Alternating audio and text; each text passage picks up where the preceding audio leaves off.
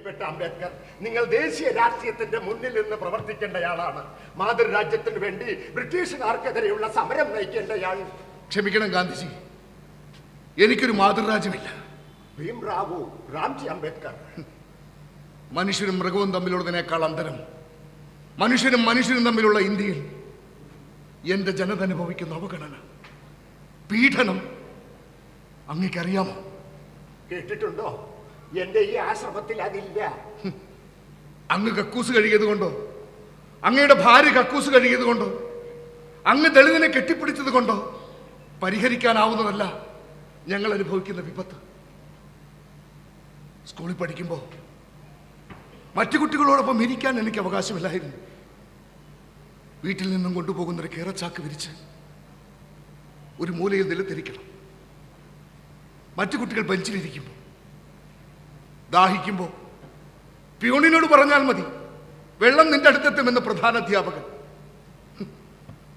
ഞാൻ മറ്റു കുട്ടികളോടൊപ്പം പോയി കിണറ് തീണ്ടി അശുദ്ധമാക്കാതിരിക്കാൻ. കാരണം ഞാൻ കറുത്തവനാണ്, ദളിതനാണ്.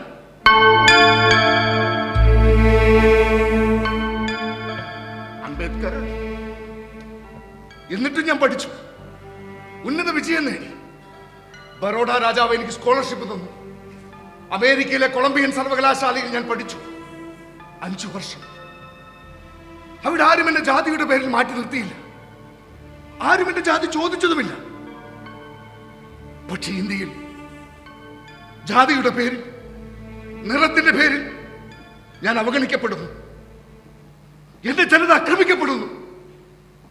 പറയൂ ഗാന്ധി, ഇത് ഞങ്ങളുടെ മാതൃരാജ്യമാണെങ്കിൽ എന്തുകൊണ്ട് ഇങ്ങനെ സംഭവിക്കുന്നു?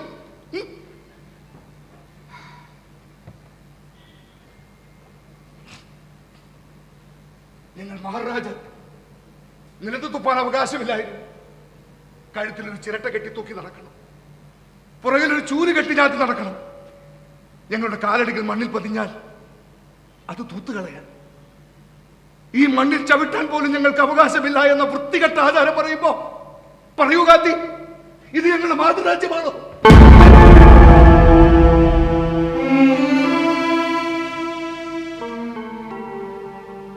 ഞാൻ ബ്രിട്ടനിൽ പഠിച്ചു, അമേരിക്കയിൽ പഠിച്ചു, ഒരുപാട് ബിരുദങ്ങൾ നേടി.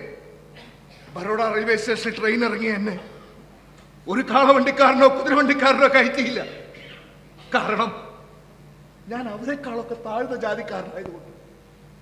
ഒരു സത്രത്തിലും എനിക്ക് മുറി തന്നില്ല, ഞാൻ കീഴ്ജാതിക്കാരനായതുകൊണ്ട്. നിങ്ങൾ ഞങ്ങളുടേത് കൂടിയാണെന്ന് പറയുന്ന ഈ മാതൃരാജ്യത്ത് ഇന്ന് ഞങ്ങൾ അനുഭവിക്കുന്നത് ഇതാണ് ഗാന്ധി.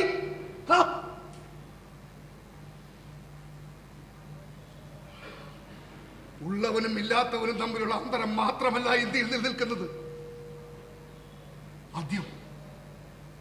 അത് ഞങ്ങളെ മനുഷ്യരായി അംഗീകരിക്കും.